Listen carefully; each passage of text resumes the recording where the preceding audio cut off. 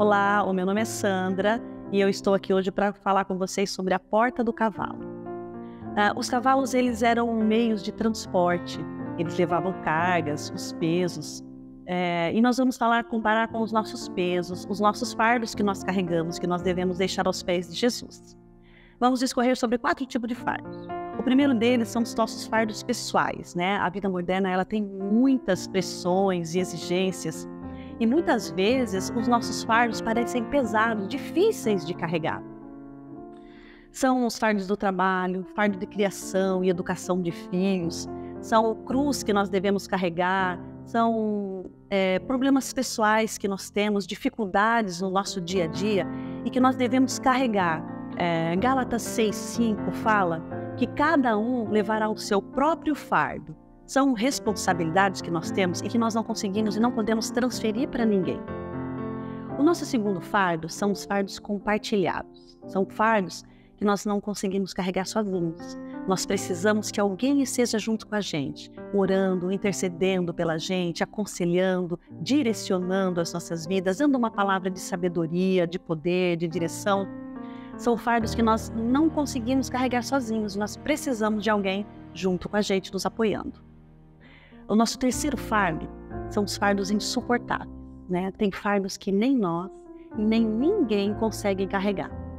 Somente Jesus. São os fardos da depressão, são fardos da ansiedade, são decepções, são medos, são traumas, sentimentos, responsabilidades que nós temos de mudar alguma coisa ou alguém, um cônjuge sem Deus, um filho nas drogas, que nós não temos como controlar, foge do nosso controle. Nós não conseguimos viver uma vida cristã, um mundo como esse, se nós não aprendemos a colocar os nossos fardos aos pés de Cristo. Diariamente eles têm que ser colocados aos pés de Cristo, porque nós temos depressão, opressão, e nós acabamos dando abertura para o inimigo agir nas nossas vidas. A promessa de Deus está lá em Salmo 55. Fala que se nós colocarmos os nossos fardos nos pés do Senhor, jamais nós seremos abalados. O quarto fardo é o fardo da religião, né? Mateus 23:4 fala: pois atam fardos pesados e difíceis de suportar, e os põem aos ombros dos homens, eles, porém, nem com o dedo querem movê-los. A humanidade, ela é classificada como cansada e oprimida por não ter a herança e o descanso prometido de Deus, visto que ela foi afastada da presença de Deus lá atrás no Éden, na entrada do pecado. Além disso, nós temos um elemento complicador, a religiosidade.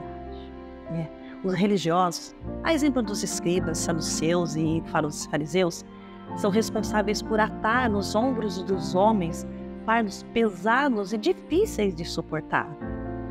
Deste modo, nós vimos que os nossos fardos não são o pecado, são a religiosidade, são as regras e são os mandamentos.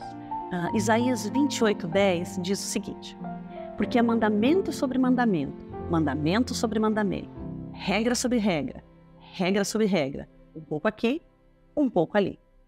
Marcos 7:8 fala: porque deixando o mandamento de Deus, retendes a tradição dos homens, como lavar os jarros e os copos, e fazeis muitas outras coisas semelhantes a essa. Vou falar um pouco sobre o fardo de Jesus e o fardo do homem, que é a religião.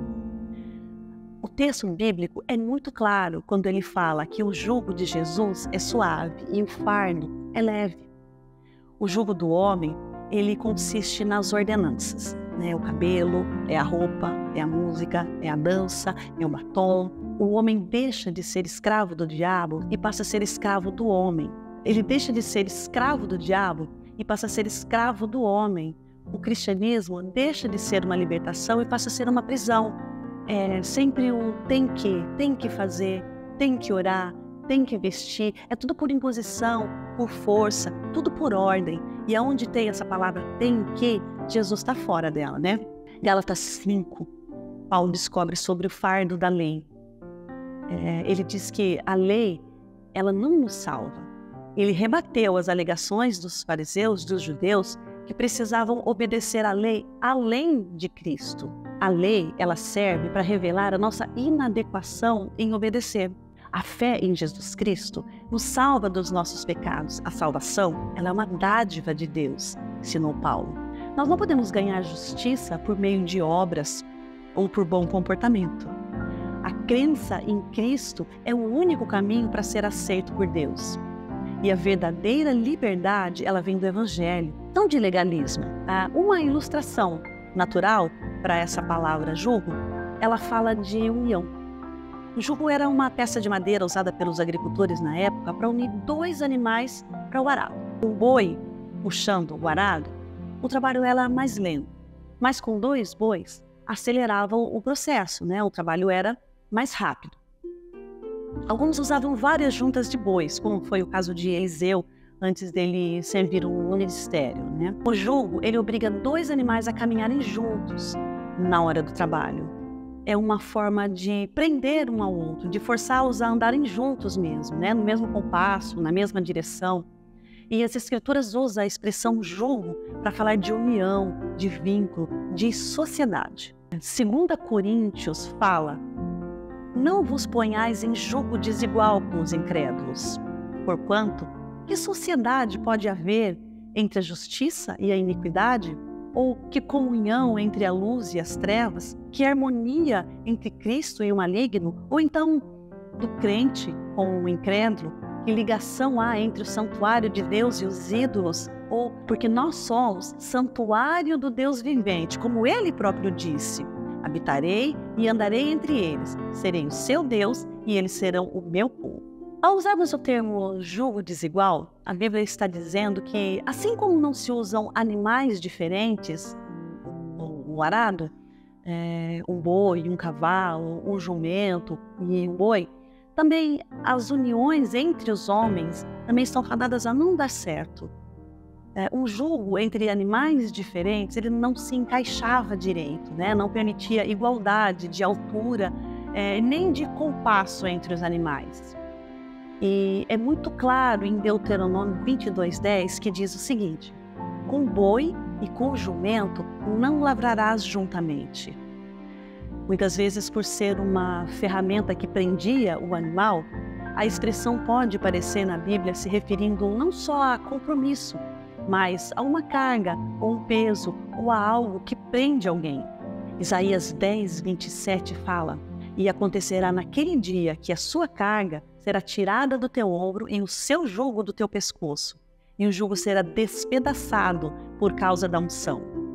Quando o Senhor Jesus fala de jugo, ele fala de tudo isso. Ele se refere a alguém que vem com uma carga nos ombros, oprimido pelo peso e cansado. Então ele promete alívio, ou seja, ele compromete a tirar o peso dos ombros. Mas a proposta de Jesus não é deixar os ombros e o pescoço de ninguém livre, né? Ele propõe a tirar o nosso jugo para que a gente possa carregar o dele. Na verdade, ele está propondo uma troca. Deixe o seu e pegue o meu. Talvez você questione, né? E qual a vantagem de trocar de jugo? A resposta ela foi dada pelo próprio Jesus. O que ele nos propõe também é uma prisão e uma união. Porém, é diferente da prisão e da união com o pecado e com as coisas mundanas, né? O seu jugo, ele nos abençoa. O Senhor, ele está falando de compromisso, né? Qual é o fardo que você tem carregado hoje? O seu fardo é pesado demais? Você não está suportando carregar o seu fardo? Nós temos aí exemplo, né, de Jesus, que também teve um momento em que ele precisou compartilhar o fardo dele que estava pesado, né? Quando ele pediu a ajuda dos discípulos para orarem por ele, né? Que nesse momento você possa se colocar na presença de Deus, lembrar dos seus fardos, daquilo que você tem carregado, que está difícil demais, daquilo que você precisa dividir com alguém, né? Que você nesse momento possa colocar o seu coração na presença de Deus e orar a Ele, para trocar o fardo contigo, que você possa carregar o fardo dele e deixar o seu com Ele, porque Ele vai nos guiar, Ele vai nos conduzir e vai nos abençoar para a honra e glória do nome dEle. Vamos orar a Deus, vamos agradecer por esse momento e de que Deus esteja nos abençoando, né? Pai, em nome de Jesus, nós queremos agradecer, Senhor Deus, por esse tempo em que nós podemos ouvir da Tua Palavra, Senhor, e nós queremos colocar as nossas vidas nas Tuas mãos, ó Pai, e pedir a Deus que, em nome de Jesus, o Senhor venha dar-nos direção, ser o nosso consolo, ser sempre, Senhor, o nosso abrigo, o nosso sustento, ó Pai, Que o Senhor ensine-nos, Deus, a deixarmos as nossas cargas nos teus pés, ó Senhor, e que o Senhor seja suficiente, ó Deus, nas nossas vidas, ó Pai. Guia as nossas vidas, conduz as nossas vidas, ó Deus, e acalma, Senhor, o nosso coração com relação aos nossos fardos, com relação ao nosso jugo, ó Deus, que nós possamos aprender com a Tua palavra, Senhor, a colocar o jugo nos Teus pés, a trocar, Senhor, os nossos fardos com o Seu, que é leve, Deus. Nós Te agradecemos, ó Pai, em nome de Jesus. Amém.